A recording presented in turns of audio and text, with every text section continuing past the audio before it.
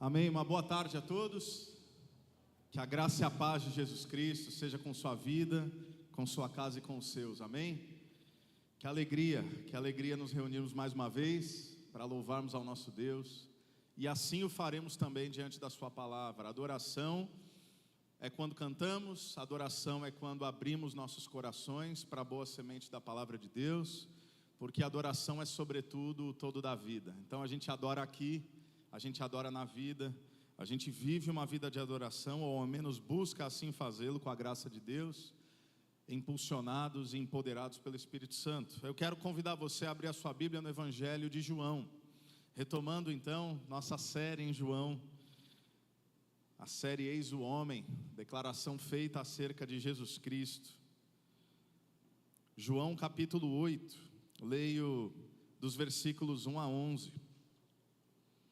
Evangelho de João, capítulo 8, a partir do versículo 1 até o versículo 11, um texto bastante conhecido.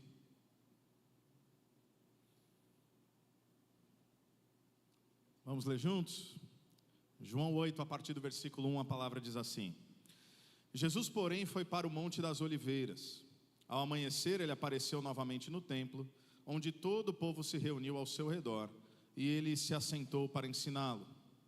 Os mestres da lei e os fariseus trouxeram-lhe uma mulher surpreendida em adultério.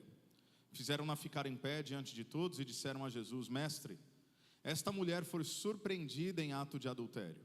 Na lei, Moisés nos ordena apedrejar tais mulheres. E o Senhor, o que diz? Eles estavam usando essa pergunta como armadilha, a fim de terem uma base para acusá-lo. Mas Jesus inclinou-se e começou a escrever no chão com o dedo. Visto que continuavam a interrogá-lo, ele se levantou e lhes disse: Se algum de vocês estiver sem pecado, seja o primeiro a atirar pedra nela. Inclinou-se novamente e continuou escrevendo no chão. Os que o ouviram foram saindo, um de cada vez, começando pelos mais velhos. Jesus ficou só com a mulher em pé diante dele. Então Jesus pôs-se em pé e perguntou-lhe: Mulher, onde estão eles? Ninguém a condenou? Ninguém, Senhor, disse ela. Declarou Jesus: Eu também não a condeno. Agora vá e abandone a sua vida de pecado. Vamos orar? Deus, nós te pedimos que a tua palavra penetre profundamente nosso coração, nossa mente, que venhamos a ser moldados por aquilo que é a tua verdade. Há tantas vozes dissonantes da cultura ao nosso redor, que tentam inclusive impor sobre textos como esse, suas verdades, suas predileções, suas preferências. Que aqui fique a tua palavra e apenas ela, e que possamos nos submeter àquilo que é a tua voz. Assim nós oramos no nome santo de Jesus. Amém, amém. Esse é certamente um dos trechos mais conhecidos do Novo Testamento. Eu não tenho certeza se ele é tão compreendido quanto conhecido. Na verdade, essa é uma maneira educada de dizer que não, definitivamente esse não é o caso. Muita gente conhece. Fizemos ditados e provérbios populares a partir de um texto, de um encontro como esse. Quem não tem teto de vidro, que atire a primeira pedra. São diferentes expressões daquilo que está sendo dito nesse texto, ou daquilo que é compreendido a partir do que é dito nesse texto.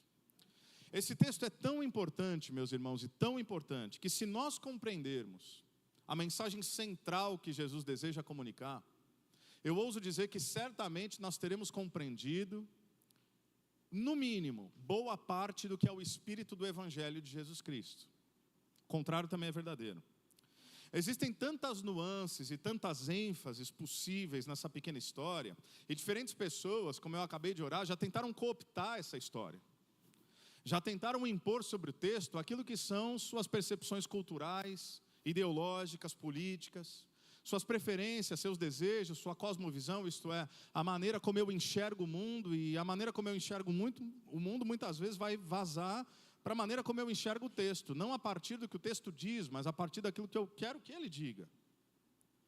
É uma passagem que, sem dúvida alguma, invariavelmente ela deve suscitar alguns questionamentos. Por exemplo, quem são as mulheres adúlteras dos nossos dias? E não se engane, eu não estou fazendo essa pergunta na sua literalidade.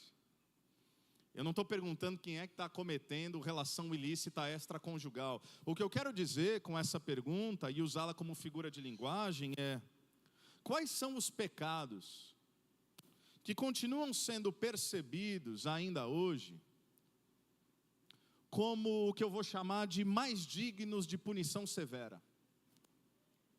Quais são os apedrejamentos que nós ainda cometemos, ou para usar termos bastante atuais e tecnológicos, quais são os cancelamentos que a gente ainda comete? Eu não posso ler um texto como esse e não tentar transpor a realidade dessa mulher para os nossos dias e para os nossos tempos e me perguntar que talvez um dos obstáculos para a compreensão do texto sagrado nas nossas mentes e corações, talvez, para não dizer certamente, um deles é nossa indignação seletiva. Porque na nossa lista de delitos, alguns pecados normalmente são socialmente aceitáveis. Porque se nós passarmos a régua, quem é que não tem pecado? Bom, está todo mundo condenado mesmo. Todos temos pecados. Mas alguns são socialmente aceitáveis. Quais são os pecados socialmente aceitáveis? Geralmente os que eu cometo. Quais são os pecados repugnantes? Geralmente o que o meu irmão comete. Eu olho para Deus e peço diante das minhas falhas misericórdia. Eu olho para Deus e percebo nas falhas dos outros um desejo de juízo. Me parece que muito embora por vezes nós estejamos defendendo a verdade, é possível que defendamos a verdade sem amor. Mas não se engane, como o nosso coração é afeito aos extremos, assim como é possível defender a verdade sem amor praticando crueldade, é possível também defender o amor sem verdade praticando condescendência. Então é possível que ao olhar para as páginas da Bíblia, em nome da Bíblia, equivocadamente, eu cometa verdadeiras crueldades, chamando isso de zelo pela verdade. Assim como é possível que eu cometa desvios significativos, dizendo, mas Deus é amor, e a verdade aqui não tem lugar. Jesus nos coloca diante de um dilema que eu acho que só Ele pode resolver. O primeiro desses dilemas, ou a primeira afirmação que eu gostaria de fazer, é que o Evangelho não diz respeito à reforma moral. O Evangelho não é uma religião da moral. O Evangelho tem sua ética. O Evangelho tem moral, mas o Evangelho não é uma religião da moralidade. O Evangelho é uma religião da graça. O Evangelho é uma manifestação da graça, de modo que ele diz muito mais respeito à transformação espiritual do que reforma moral. Porque você vai concordar comigo, é possível ser um bom cidadão sem nem conhecer a Deus. É possível fazer tudo certo. É possível seguir as leis. É possível ter um comportamento socialmente aceitável, sem o coração transformado pelo Espírito Santo de Deus. Jonathan Edwards, um dos grandes teólogos, já falecidos, um dos maiores da história, na sua dissertação The Nature of True Virtue, a natureza da verdadeira virtude, ele faz uma distinção entre a virtude comum e a virtude verdadeira. Ele vai declarar que a virtude comum tem a capacidade de produzir pessoas honestas e até mesmo generosas. Na virtude comum, os desejos mais profundos do meu coração são reprimidos para que as pessoas se tornem então honestas e generosas. Mas é somente na virtude verdadeira, isto é, aquela gerada pelo Evangelho, que os desejos do coração são verdadeiramente transformados, não apenas mudados no seu comportamento. Na virtude comum, Edwards diz, medo e orgulho são capazes de produzir bons cidadãos. Na virtude verdadeira, o medo e o orgulho são completamente dissipados e dissolvidos, porque agora o que Deus olha é a raiz do nosso coração. A reforma moral olha para as leis, a transformação espiritual olha para o legislador, aquele que governa todas as coisas, aquele que criou todas as leis, inclusive alguns preceitos de lei moral. A reforma moral dobra e subjuga o coração, ou seja, te força a obedecer mesmo que você não queira. A transformação espiritual quebranta o coração e faz de um coração de pedra um coração verdadeiramente de carne. Você consegue perceber a diferença? No nosso texto, Jesus é interpelado por mestres da lei, fariseus. Quem são esses homens? 2 grupos aqui. Os mestres da lei são os doutores, são os detentores, os verdadeiros conhecedores da lei judaica, tinham tudo decorado. E os escribas, ou melhor, os mestres da lei e os fariseus, eram uma ala ainda mais radical daquilo que era reconhecido como mestre da lei. Eles tinham esse objetivo e esse desejo de voltar à essência da lei com toda a pureza, mas eles foram transformados em sujeitos um tanto hipócritas, que Jesus, em diferentes momentos, os confronta. O cenário aqui é de uma mulher pega em adultério. Eu acho interessante essa expressão, pega em adultério flagrante. E a lei de Moisés, meus irmãos, era extremamente severa. A gente está vendo aqui. A lei de Moisés dizia, se foi pego em adultério, flagrante, qual é a pena? Capital, apedrejamento. Antigo Testamento. Mas a lei de Moisés, embora severa, ela demandava algumas evidências. Então, por exemplo, não bastava um homem ou uma mulher ser visto saindo de um quarto de modo suspeito. Embora isso é bastante indicativo, isso não era suficiente para punir com apedrejamento e, obviamente, a morte. Tinha que ser assim, no ato mesmo, entendeu? Talvez seja por isso que há séculos e séculos, ninguém havia sido apedrejado por adultério em Israel. Então o que está acontecendo aqui? Se ninguém é apedrejado por adultério naquela época, os fariseus, o texto vai dizer, estão se utilizando dessa situação para acusar Jesus. E por quê? O que está em jogo? Se eles olham para Jesus e falam, olha, a lei manda apedrejar, o que diz você? Esse é o versículo 5, o que diz você? O que o Senhor tem a dizer diante dessa situação? Se ele diz, não, vamos seguir a lei. O que eles vão dizer? Muito bem, que tipo de Messias é esse? Que diz que ama, que diz que perdoa, que diz que acolhe as pessoas, agora está atacando pedra nas pessoas, desqualificaria Jesus diante dos seus seguidores. Mas se Jesus fala, não, a gente não deve seguir a lei, nesse caso aqui, liberta a mulher, eles diriam, que tipo de Messias é esse? Libertino, que ignora completamente a lei de Deus. E por vezes, meus irmãos, esse é o dilema que nós teremos que enfrentar. Tem vezes que parece que se nós defendermos com afinco a conduta moral, nós vamos acabar matando pessoas. E tem vezes que se nós escolhemos ser misericordiosos, vai parecer que estamos tropeçando na lei.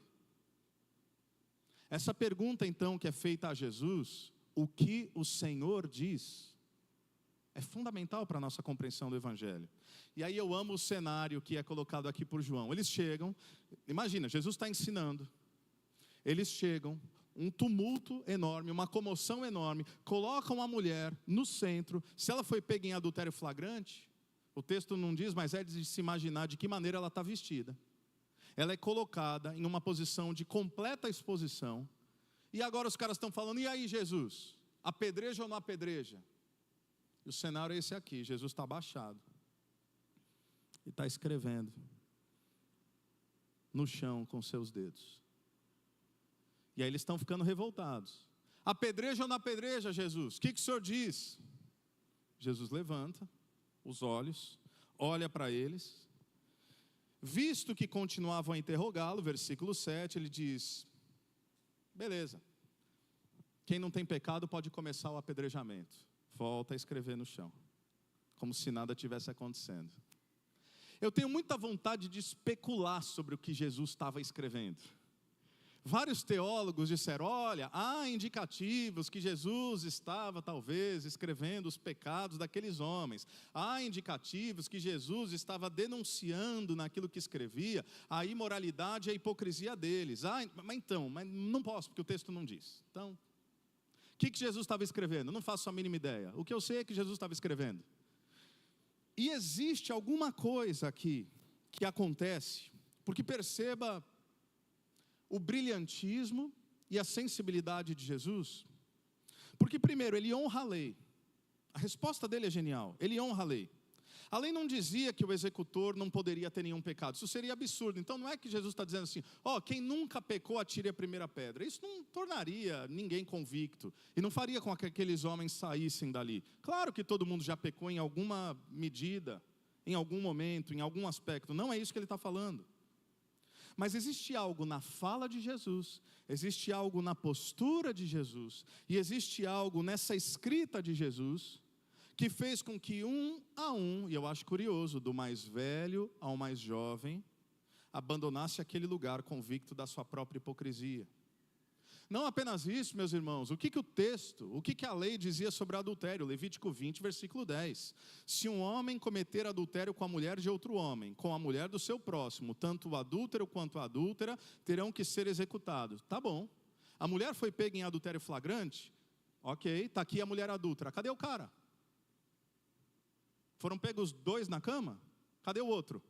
Até onde eu sei, só é possível cometer adultério com duas pessoas, pelo menos. Hoje em dia o mundo está bastante liberal, dá para cometer com vários. Tem que ter no mínimo dois, um homem e uma mulher. Hoje em dia também não precisa ser um homem e uma mulher. Mas o tema é outro. Cadê o homem adúltero dessa história? Então o que está acontecendo é que ou eles realmente viram e levaram apenas a mulher, e aí eles seriam culpados de serem injustos e parciais, ou eles não viram absolutamente nada, inventaram toda essa cena, levaram a mulher e então seriam culpados de falso testemunho. E a lei era severa quanto a falso testemunho nessa ocasião. Talvez algo na fala, na postura e na escrita de Jesus denunciou a hipocrisia deles. Então, versículo 10, Jesus pôs-se de pé e perguntou-lhe: mulher, onde estão eles? Versões mais antigas dizem: onde estão os teus acusadores? Ninguém a condenou? Ninguém, Senhor, disse ela. Declarou Jesus: eu também não a condeno. Agora vá e abandone a sua vida de pecado. Jesus faz uma abordagem tríplice aqui. Primeiro, o que chama a minha atenção é a sinceridade de Jesus. Jesus chama a vida dessa mulher, e isso pode ser um pouco desconfortável para alguns nos dias de hoje, mas Jesus chama a vida dessa mulher do que ela era de fato, uma vida de pecado. Quando ele diz abandone a sua vida de pecado, ele está atestando que ela é sim culpada. Talvez não culpada daquele adultério flagrante, pode ser, pode não ser, não sabemos, mas certamente uma vida de pecado. Talvez ela não tivesse sido pega em flagrante de fato, mas quem sabe ela era realmente uma mulher adúltera. Jesus ele está chamando o pecado de pecado. Ele está correto no que ele afirma, ele não relativiza os atos dessa mulher.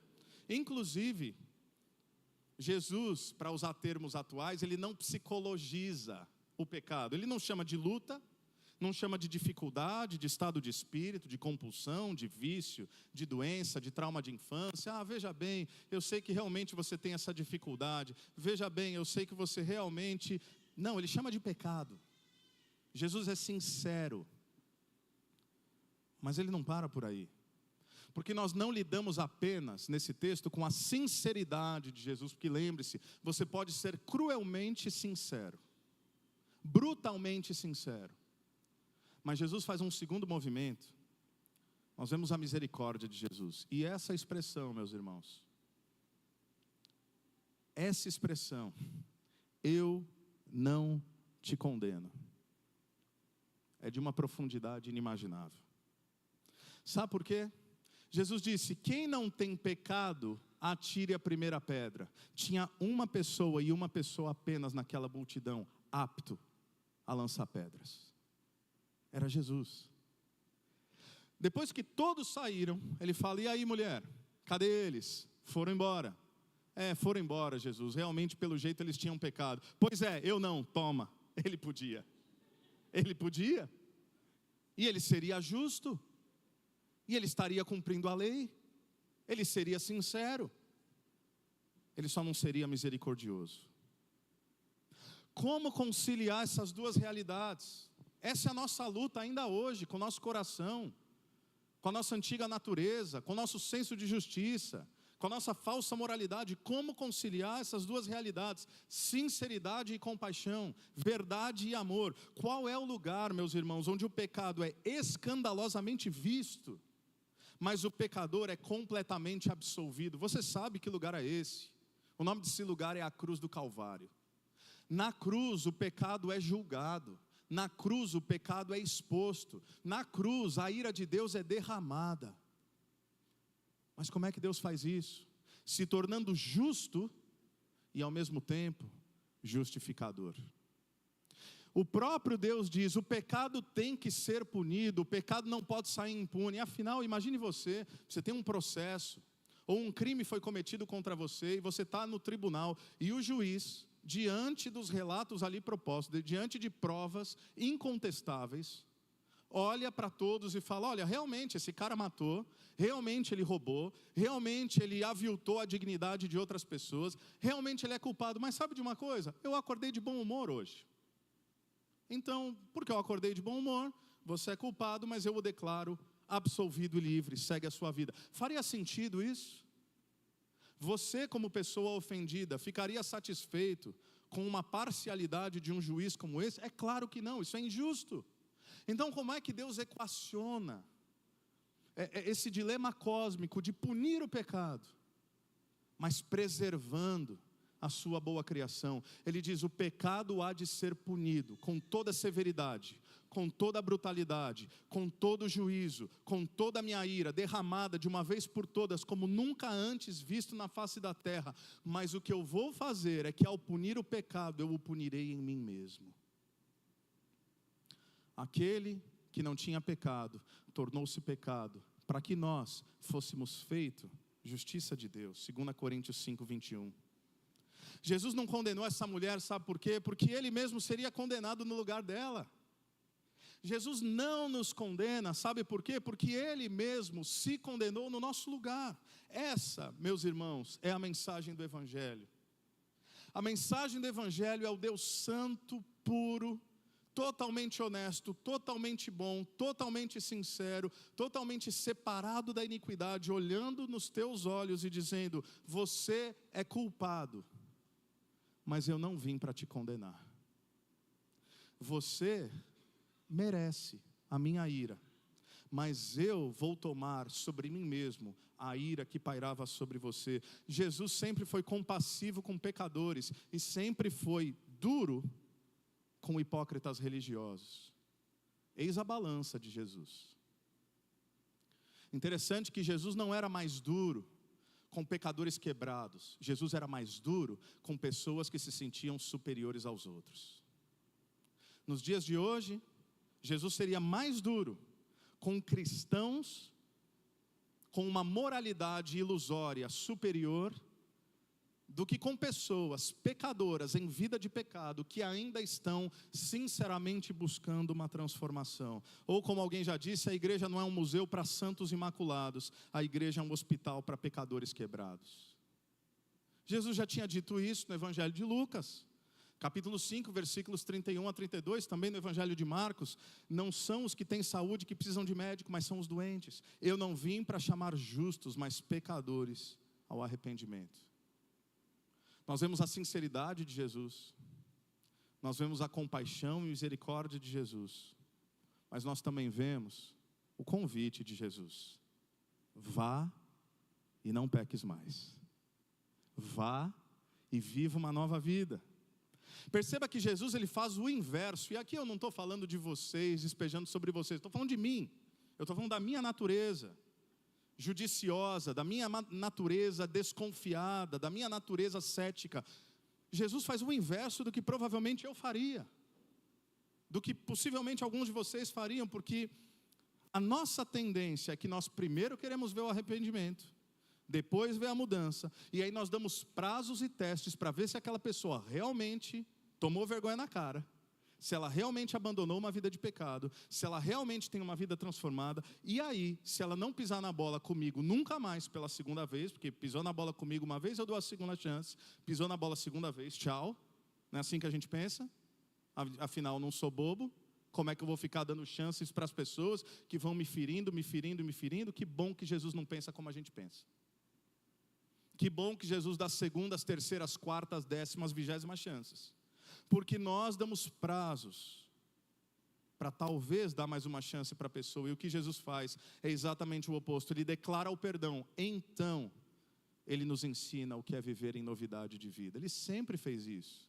Deus sempre fez isso nas Escrituras. Quando Deus tira Israel do Egito, Ele tira com mão forte, milagrosamente, derramando juízo sobre os falsos deuses egípcios, é o que nós chamamos de 10 pragas, leva o seu povo pelo deserto, e somente então, depois de ter libertado, resgatado, perdoado, escolhido e amado, diz: agora aqui está a minha lei. Primeiro ele salva, depois ele ensina a viver. Nós queremos primeiro ver transformação, para depois ver se a gente concede perdão. Essa é a natureza humana. Nós queremos primeiro que a pessoa, no dia da suposta conversão, se transforme completamente. E aí, talvez ela está apta a ser membro da nossa igreja. Porque se ela não estabelecer, ou se ela não chegar nos critérios por mim estabelecidos, bom, esse tipo de gente eu não quero perto dos meus filhos. Esse tipo de gente eu não quero na membresia da Calvary Campo. Esse tipo de gente eu não quero perto da minha família. Não é eu mudo, então Deus passa a me amar. É Deus me ama e Ele me transforma pelo seu amor. Meus irmãos, essa e apenas essa é a verdade que nos transforma. Pastoreando já por alguns anos e lendo as páginas da Bíblia por alguns anos, eu posso te garantir: o que vai transformar a sua vida não é o medo, não é a culpa, não é o orgulho. O medo pode dar conta de mudar seu comportamento por algum tempo.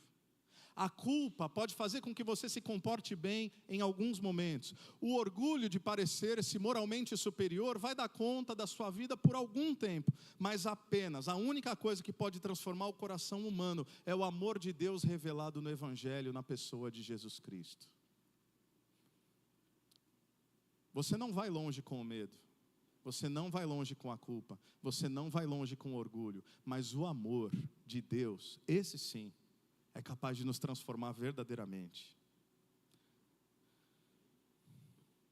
Diante de um texto como esse, eu preciso fazer uma declaração. É esse tipo de igreja que eu quero que a gente continue sendo. Uma igreja que não é marcada por pedras, mas uma igreja que é marcada por abraços. Eu sei, é arriscado, dá trabalho, a gente vai se frustrar, vai ter gente que a gente vai abraçar, vai acolher, vai amar, vai dar chance, e depois essa pessoa vai queimar nossa cara. Mas é o único evangelho que eu conheço, meus irmãos. É o único jeito que eu consigo ver Jesus se relacionando com as pessoas. Não é um Jesus cínico, não é um Jesus cético, não é um Jesus que nos coloca em estágio probatório, não é um Jesus que nos coloca debaixo de liberdade condicional. É um Jesus que ama, é um Jesus que escandalosamente ama. Quais as garantias que Jesus tinha que essa mulher seria transformada? Nenhuma. Ainda assim ele disse: eu não te condeno, vem para a vida. Não é isso que ele fez com a gente? Esse é o jeito de Jesus. Não, nós não queremos ver as pessoas indo e vindo e sendo as mesmas ao longo dos anos. Sim, nós queremos ver pessoas transformadas. Sim, nós acreditamos que a caminhada cristã, e uma das marcas da caminhada cristã, é uma vida transformada pelo Evangelho, e um dos sinais é a santidade. Mas o que nós não queremos, o que eu não quero, é testemunhar pseudo-transformações que não passam de restrições morais, motivadas por uma falsa religiosidade, por membros de igreja que compreenderam como manipular o testemunho através de uma reputação socialmente aceitável. Eu me recuso a doar minha vida por uma farsa. Eu me recuso a investir os meus melhores anos por gente que veste máscaras. Eu quero fazer parte de uma igreja de gente de verdade, de gente que encontra ambiente para ser vulnerável, de gente que tem coragem de falar: essa é a minha dificuldade, eu preciso de ajuda, essa é a minha luta, esse é meu pecado, essa é a minha tentação, mas eu estou tentando e sozinho eu não consigo, então eu preciso de Jesus, eu preciso do Espírito Santo e eu preciso de vocês. Isso é a igreja. É esse tipo de igreja que eu conheço. Eu gostaria de dizer que é o único tipo de igreja que eu conheço, mas infelizmente não é. Aliás, o tipo de igreja que comumente eu conheço é o oposto disso que eu estou falando.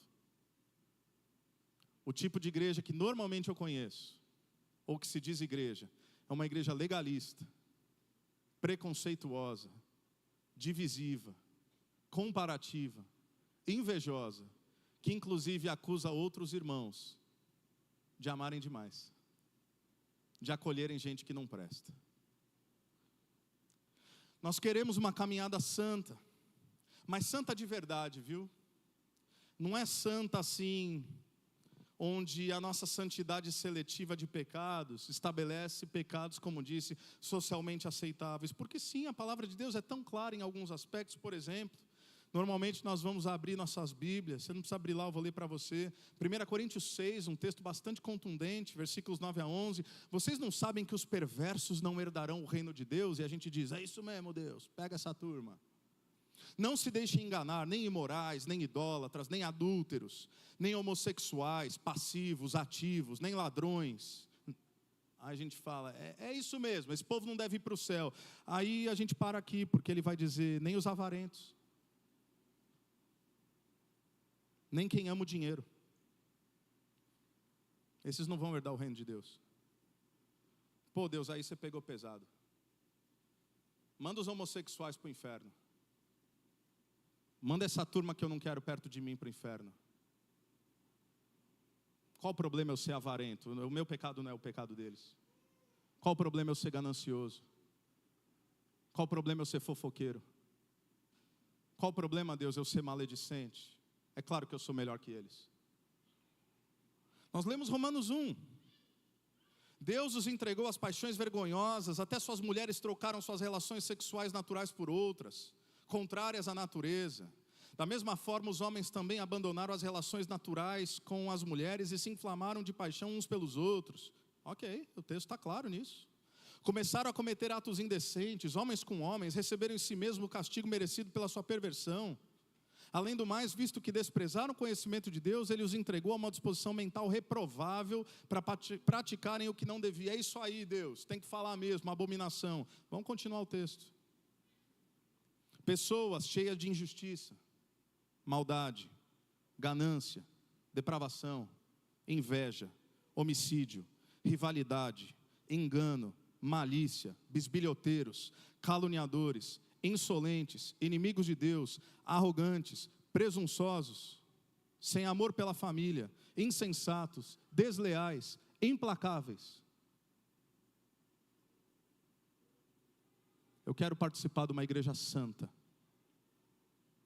mas uma igreja santa de verdade. Não uma igreja que finge santidade diante daquilo que lhe é mais conveniente.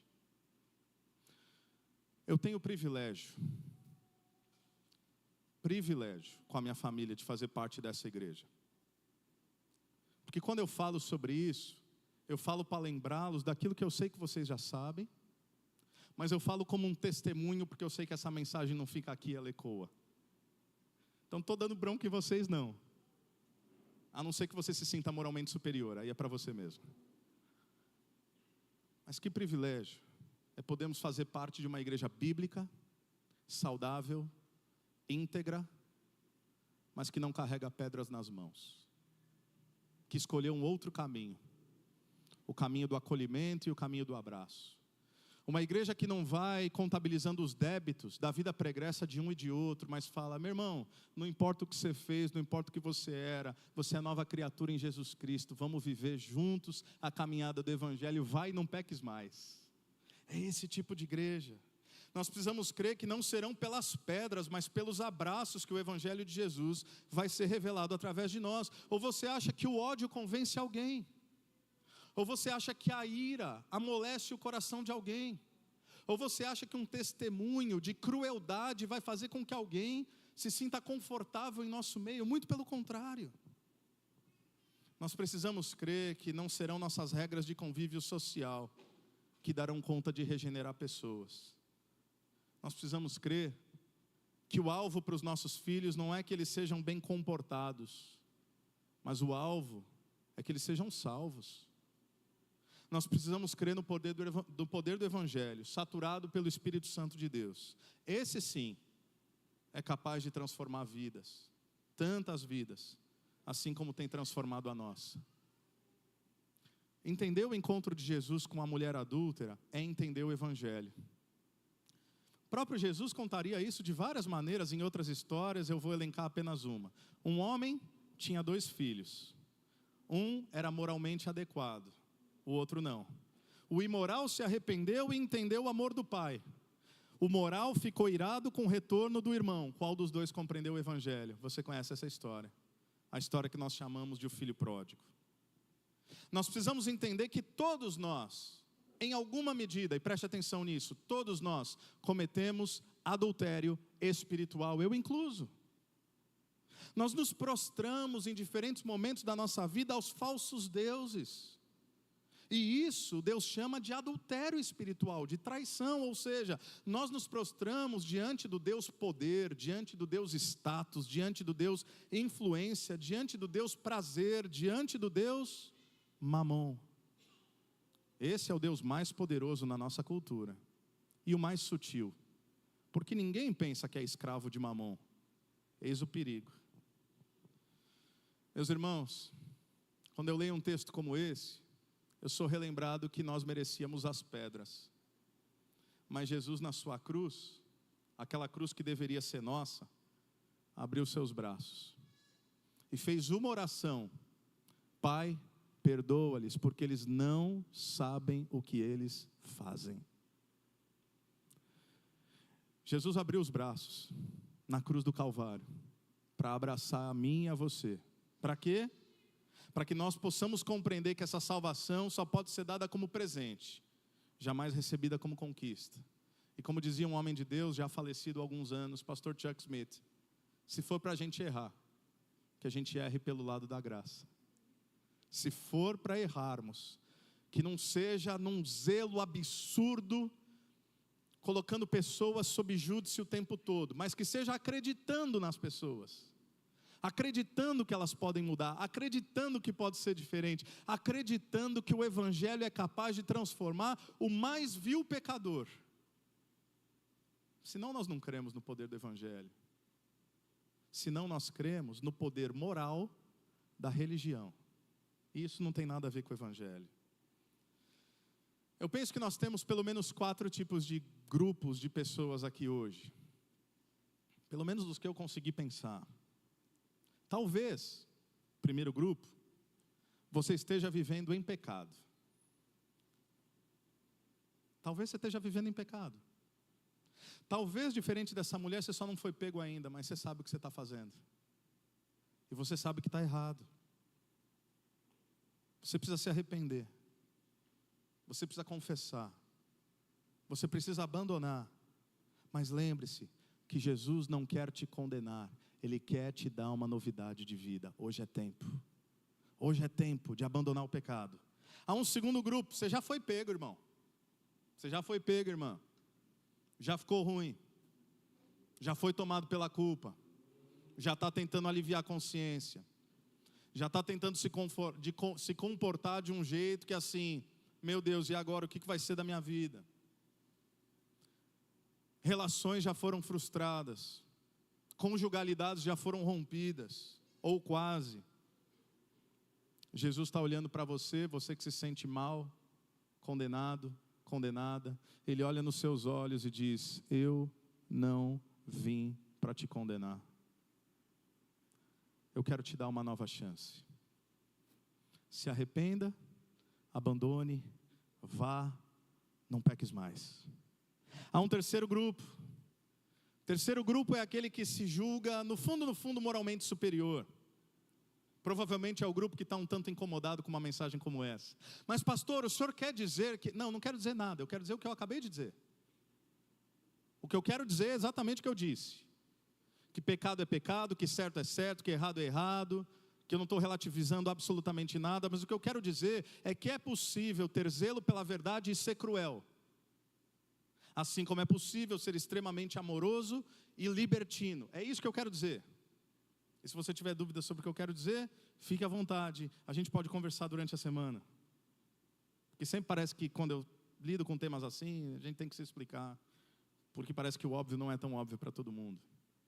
É só isso que eu quero dizer. Se você se julga moralmente superior a outros pela retidão da sua vida, se você relativiza pecados, achando que talvez os seus não são tão graves perto de outros, em nome de Jesus, o pedido de Jesus para você hoje é: largue as pedras. Largue as pedras. Nós não somos superiores a ninguém. Nós não somos mais justos que ninguém. Largue as pedras. Mas há um quarto tipo de pessoa. Você que está vivendo uma vida maravilhosa e uma jornada saudável com Jesus, mas que você é consciente das suas tentações, das suas lutas, dos seus tropeços, você sabe disso, mas você sabe que é somente por Jesus que você permanece de pé. Você que já largou as pedras, agora eu faço um pedido: me ajude a acolher as pessoas que Jesus está trazendo, me ajude a abraçar as pessoas que Jesus quer salvar. Se você já largou as pedras, que bom, esse já é o primeiro passo, mas agora que nós possamos abraçar, porque Jesus quer salvar pessoas, Jesus tem salvado pessoas, e nós não podemos esperar que elas primeiro sejam transformadas, para então fazer parte do nosso convívio. Não, elas vêm como elas são, com sujeira, com tudo, como nós éramos. Para quê? Para que o Evangelho possa transformar, e o que vai transformá-los não é nós lançarmos culpa, não é medo, não é orgulho, não é superioridade moral, não são pedras. É aquele mesmo abraço que Jesus Cristo oferece na cruz do Calvário, dizendo: Pai, perdoa-lhes, porque eles não sabem o que fazem. Eu quero orar com você e eu gostaria de convidar você a ficar de pé. Eu poderia perguntar: quem se identifica em alguma maneira com essa mensagem, fique de pé. Mas eu acho que você está em algum desses 4 grupos, como eu também estou. Então que Deus molde cada vez mais o nosso coração, nos diferentes estágios de vida onde nós nos encontramos. Que numa sociedade que lança pedras, que nós possamos escolher o caminho do abraço. Porque assim Jesus nos tratou. Ele nos olhou nos olhos e disse 3 coisas: eu não te condeno, vá, não peques mais. Vamos orar? Deus, nós te louvamos pela tua graça e misericórdia abundante, revelada na cruz. Nós não temos todas as respostas, nós não sabemos como lidar com cada dilema das nossas vidas. Por vezes nós não sabemos lidar nem com os nossos próprios tropeços, anseios, desejos, falhas, ambições. O que nós sabemos é que nós não merecíamos o teu amor, e ainda assim o Senhor nos amou com grande amor. Nós merecíamos as pedras, o Senhor nos concedeu abraço, para que nós possamos também amar uns aos outros, como o Senhor nos amou. Esse é o grande mandamento. Isso não significa, Senhor, que nós iremos de maneira alguma relativizar aquilo que é a tua verdade. Isso não significa que não busquemos, acima de tudo, viver uma vida santa.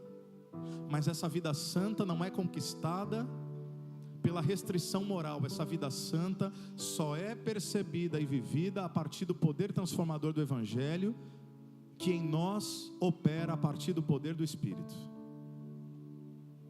Que o Senhor continue nos permitindo caminhar no teu amor, no teu abraço. É o que te pedimos no nome de Jesus Cristo. Amém.